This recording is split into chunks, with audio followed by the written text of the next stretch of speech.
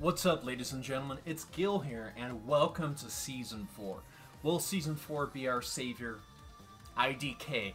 But we're here for Feng, and let me just run you guys through the Feng change list and kind of give you my thoughts about the ramifications of those changes in the grand scheme of things. So the first thing is, Feng's 1+2. Let me read off all of the changes. Change the frame advantage when blocked from -13 to -12 frames.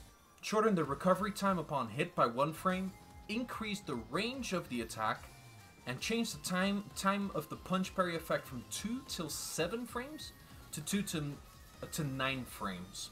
So let's just start from the top. -12. It's pretty obvious to see the ramifications of that going from -12 to from -13 to -12. What's the other change? Shorten the recovery time upon hit by 1 frame. I'm not sure if they mean on successful parry or simple hits. I think they would clarify if they meant successful parry. So I think just normal hits. And which is nice because poor Kunimitsu lost her mask. I think it's nice because Feng gets a guaranteed shoulder off of it, which is now ever so slightly easier. It can even be a blue shoulder and you can wall splat them with that, etc, etc. Increase the range of the attack. I haven't really noticed a big increase because you usually use this move during setups and stuff, but you know, why not? And then here's the most significant change to it, which is interesting since they made it safer on block, but they also made the move just easier to parry with. It has a wider range of frames in which it can parry punches.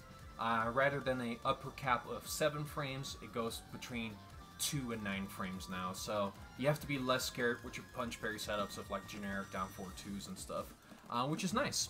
Let's keep going. Feng's new move, Double Dragon.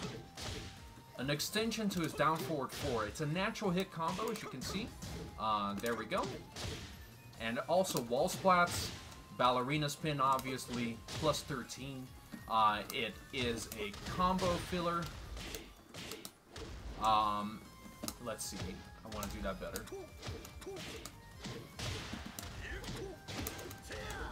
Let's see. I can do that better. You know, something like that. That's not optimal. But it's a very versatile move. First on hit, it's +13. So they have to block most of Feng's follow-ups. It's just so plus that even if they go for a hop kick, a down back 3 will counter it them on startup. That's how plus it is. So it's a very nice whiff punish, block punish for -15 moves with pushback. Because you guys know Feng has baby legs, his hop kick doesn't have a lot of range. So if you block something that's -15 has a lot of pushback, you don't have to whiff your hop kick anymore. You don't have to resort to shoulder. You can do this for 32 damage and +13. It's a very versatile move. I think Feng is one of the winners of Season 4 when it comes to new moves. It's nothing as dumb as Xiao Yu's down back 2 or Kazuya's while standing 1+2, the Fujin Uraken. But it is a very solid and versatile move. Even at walls, Feng can do stuff like this now easier. Something like that, I don't know.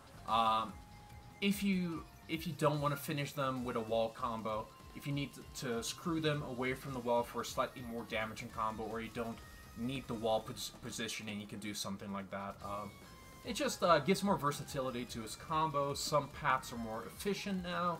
It's just, as I said, a very versatile move. Let's keep going. Down back 1-2. Change the frame advantage for, when blocked from -12 to -11. That is a significant change, I'd say. Let's see, can I press my buttons? There we go. Because a lot of characters start hurting at 12 frames. At -12, a lot of characters have very significant block punishes, you know. Paul, Marduk, Kunimitsu right in front of me. So, going from that threshold from -12 to -11, I think is pretty significant, actually. And of course, in the first couple weeks, probably a lot of people will go for the 12 frame punish because they don't know it got buffed, and you get to blow them up for it. Then, change the opponent's behavior when the move lands as a counter hit. What does that mean? A shoulder situation. Also, we learned this thanks to Master Spreader. Follow his channel. Let's see. Balcony break. Here's a little thing. This doesn't happen with the back one counter hits for some reason. This is a different knockdown. Check this out. There we go. Gotta put her in place. Thank you, Kunimitsu. Let me key charge at you. There we go. Fucked up the combo, but you can see the idea. You get to do a guaranteed down 4 2-2 now. After you get the counter hit near the balcony. It's super awesome. So we'll take that. I'll give you guys a rundown of what I think the significant changes are at the end of the video. Now I'm just going to show you guys the changes. Then here's a big one, a flashy one that everyone was happy about in the Feng Discord. We saw this in the trailer. Boom! Breakdance on this B.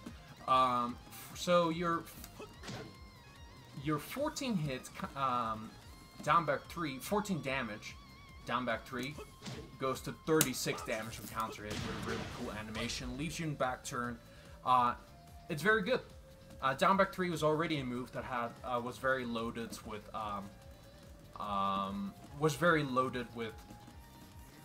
a lot of traits. It high crushes, it's plus, it basically tracks, etc., etc. So now it's even more rewarding to go for this button. Obviously, it's still minus 15, so watch out with it. But since it's a turn stealing low, it high crushes. I think you can get this to counter it a reasonable amount of time. Also, let me give you a quick rundown of the Oki situation. A Legion back turn. The safest thing the opponent can do is just hold back. Nothing's guaranteed if they hold back. You do a down 3. They're not in clean hit range. Well, what the fuck? They're not. Well, they're not a clean hit range, especially if they hold back. That's what I meant, sorry. You do a back turn 1+2, which male characters have to block. At least most male characters. I'm not sure about manlets like Leroy. But female characters will just avoid it. So that's the best thing they can do. Of course, you can counteract their holding back by doing that. You get your frame advantage. Obviously, the mind game is like, if they know you go for that, they go for their wake up 3 and they counter it, launch you. So it's not like a very oppressive Oki situation for Feng, but I'd still say it's in his advantage. So let's see. Here are a couple changes. Down back 4, back turn down 3, and then also sidestep 4. Adjusted the motion since it was difficult for the opponent in jump status to land a mid attack. So this right here, this right here, this right here, all of those which sometimes just go under hop kicks, which just sucks for the opponents. You know, like they make the right read, they read your low, and you just go under their hop kick. So that just works more consistent now, the way it's supposed to, and that's not just like just a thing that happened to Feng, that happens across the cast. So let's see. Back 2-3, increase the range of the attack. That's the low here. See that range? That's pretty significant. That's very far. There you go. I don't know what the ramifications are of this, because it's still a pretty meme-worthy string to throw out a neutral. Obviously, you can end some wall combos with it. You can catch them in the back with it, but I don't really see how that changes that much, because catching someone in the back mainly depends on the first hit hitting them, which didn't gain more range. It's only the second hit that gained more range. So I don't really know the ramifications of it. If anyone knows, just let me know, but, you know, the low has a bit more range. Let's see.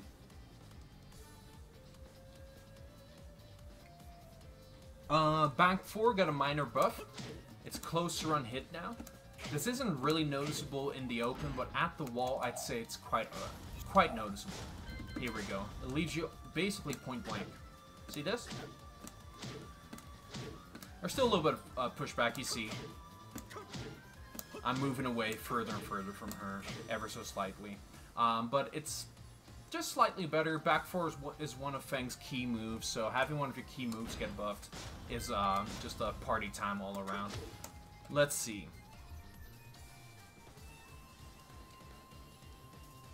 Then we have up forward 4 and up forward 3 increase the lower range of the attack. You know what I just talked about hop kicks going over lows? This is the other side of the coin.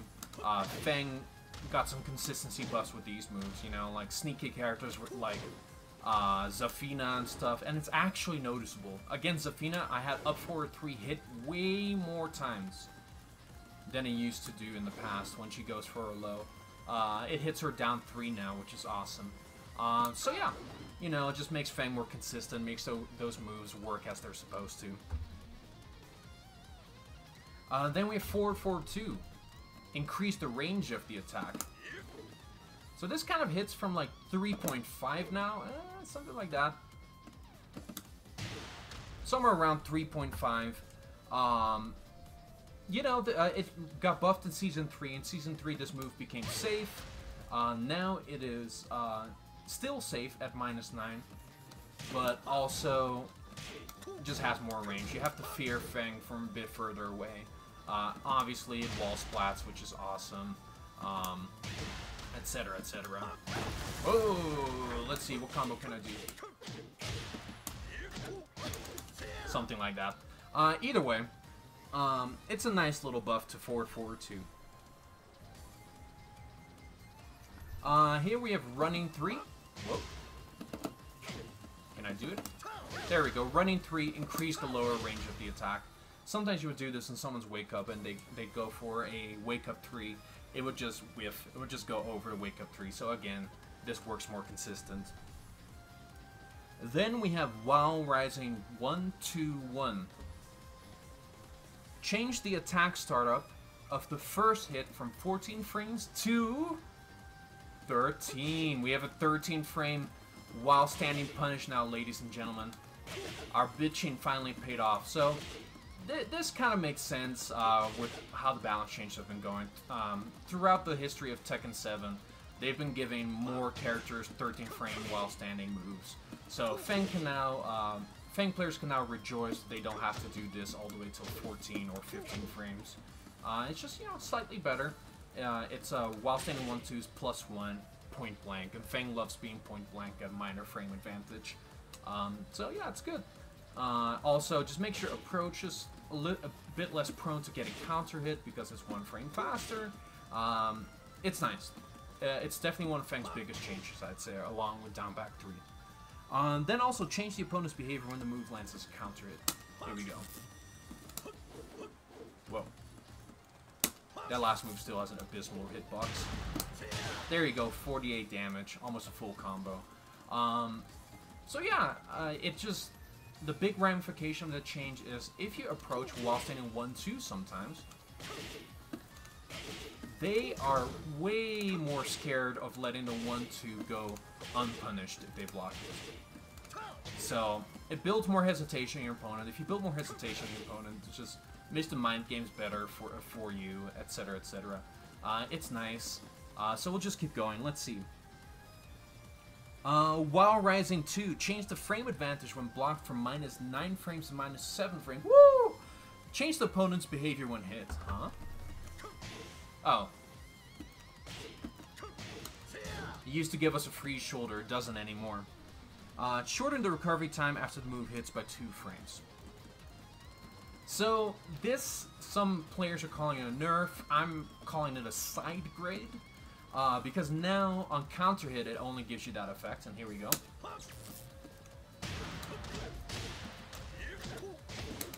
Something like that. That's not the maximum combo, but now at -7 on block, it's a better punch parry starter. And also, you get a new combo. You get a full combo thanks to Double Dragon. So it's a side grade. It doesn't normal hits give you a shoulder anymore for like 40-something damage. But now on counter hit, you get a full combo. Feng probably could have, you know, they could have just given all the buffs to this move and kept everything else the same about it in the past, and probably would have been fine. But you know what? They decided to give it a side grade. Nothing too extreme about it. Definitely something you want to consider sometimes. Obviously, if you do this, this is still 15 frames. They go for while standing 4. You counter hit each other.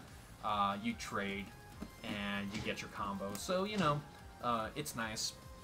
Let's see. While crouching down, full crouch down forward 2. Let me actually read the change. Decrease the distance between the character and the opponent when the move hits. Let's do that better. There we go. Excuse the frame drops. You get the follow-up. Wow. You get the follow-up full crouch. I mean, forward 1+2. You get the follow-up forward 1+2 a bit easier now. So it just doesn't make the move like astronomically better.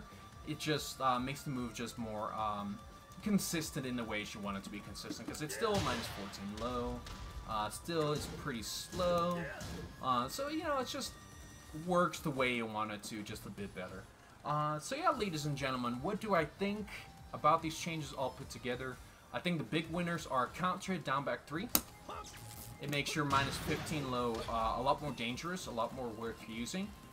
Because high level Tekken, usually small Tekken, and you know, like throwing out launch punchable lows isn't that great, but now, you know, with 36 damage and an Oki situation, which is overall in your advantage, it's big. It's big. Then also, you know, while standing 1 becoming 13 frames. Like I said, we have actual 13 frame while standing not launcher, while standing punish now, which is nice. On your approach, you're less likely to get counter hit. You can change the down faster. Some combos have been enabled by this, like this. Something like that, you know. So those are the big winners. Then the other obvious things are 1+2, I think, is nice too. Just further makes Feng like a parry beast in this game, makes him scarier. Because now you don't have to fear like generic down forward 2s as much, because you'll be punch parrying those as well. And then these changes I'm a bit mad about. Counter changes on this. Because I think players that really know the matchup, they will not get counter hit by either of these nearly as often as you would think. But I might be wrong.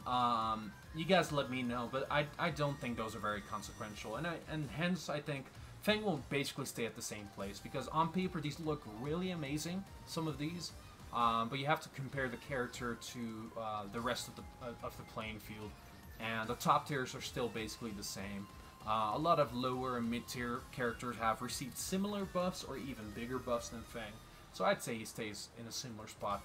On the bright side, I don't think the same thing's going to happen as in Season 3, where Feng just got power crept, where all of us were partying after seeing Feng's change list, and we all thought he was a lot stronger. And he was stronger, but just everyone around him became, like, substantially more stronger, which kept Feng even weaker in the grand scheme of things. I don't think that's an issue right now. Oh, obviously down forward 4-3. It's a very versatile move, very good. So I think Feng is the same or slightly stronger. Definitely not weaker, even when you compare him in the grand scheme of things. So yeah, ladies and gentlemen, let me know what you think. And I look forward to talking to you guys more on my streams and etc. And I hope just everyone has fun with Season 4, and let me know how Kunimitsu turns out to be. Anyways, ladies and gentlemen, thank you very much. And this has been Gil, and I'll see you guys in the future.